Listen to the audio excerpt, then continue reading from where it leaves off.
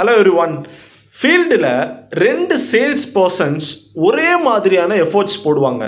காலையில் சீக்கிரம் ஸ்டார்ட் பண்ணுவாங்க, ஆக்டிவிட்டீஸை சீக்கிரம் ஸ்டார்ட் பண்ணுவாங்க, சீக்கிரமாக நம்பர்ஸ் புல் பண்ண பார்க்க எவ்வளோ எஃபோர்ட்ஸோ அது ஈக்குவலாக போடுவாங்க. பட் அந்த 2 பேரில் ஒருத்தர் சூப்பராக பெர்ஃபார்ம் பண்ணுவார், ஒருத்தர் ஆவரேஜாக பெர்ஃபார்ம் பண்ணுவார்.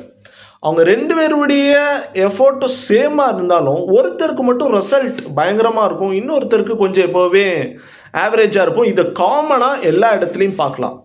இந்த சூப்பராக பெர்ஃபார்ம் பண்ணுறவங்களுக்கும் ஆவரேஜாக பெர்ஃபார்ம் பண்ணுறவங்களுக்கும் என்ன மேஜர் டிஃப்ரென்ஸ் இருக்கும் அப்படின்னா அவங்களுடைய மைண்ட் செட். ஒரு நல்ல சேல்ஸ் பர்சன் எப்போவுமே ரைட் மைண்ட் செட்டில் இருப்பார். இன்னும் கொஞ்சம் வித்தியாசமாக அதை சொல்லணும்னா பாசிட்டிவ் மைண்ட் செட்டில் இருப்பார். ரீசெண்டாக ப்ரொமோட் ஆன ஒரு சேல்ஸ் பர்சன்ட்ட நான் பேசிகிட்டு இருந்தேன். சொல்லுங்கள், உங்களுக்கும் மற்றவங்களுக்கும் என்ன வித்தியாசம் அப்படின்னா, அவர் சொன்ன ஒரு விஷயம் என்னை ரொம்பவே ஆச்சரியத்துக்குள்ளே தள்ளிச்சு. அது ஃபேக்டும் கூட. அவர் என்ன சொன்னார் அப்படின்னா, நான் எப்போவுமே என்னோடய டேயை பாசிட்டிவாக ஸ்டார்ட் பண்ணுவேன், ஈவினிங் பாசிட்டிவாக முடிப்பேன்.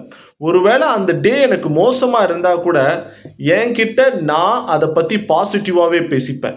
எப்படின்னா, இன்னைக்கு ஒருவேளை நம்பர் சரியாக போகலை, நினச்ச நம்பர் வரல அப்படின்னா, ஓகே இன்னைக்கு நான் எப்படி தோக்கக்கூடாது அப்படின்றத கற்றுக்கிட்டேன் அப்படின்னு அவர்கிட்ட அவரே பாசிட்டிவாக சொல்லிப்பாராம்.